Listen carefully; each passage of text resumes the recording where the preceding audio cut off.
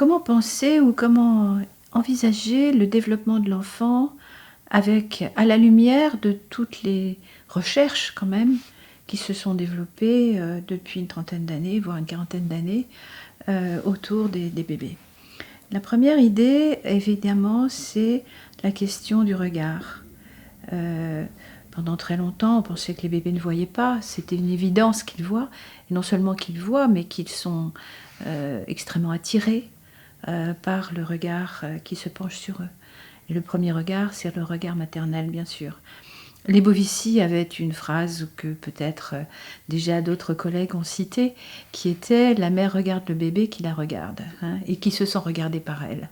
Donc cette espèce de jeu interactif du regard qui commence pratiquement dès les premiers jours de la vie.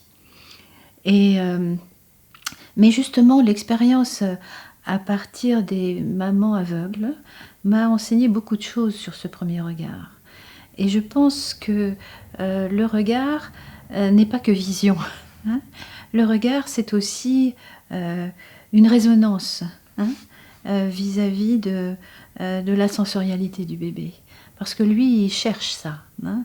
Et ce qui m'a beaucoup frappée avec les mamans qui n'avaient pas de regard, ces mamans aveugles justement, c'est que les bébés cherchaient absolument à s'agripper à elles, en s'accrochant par exemple à la différence de luminosité entre les cheveux et la peau, ou en s'accrochant aux sourcils, ou en cherchant des angles de vue.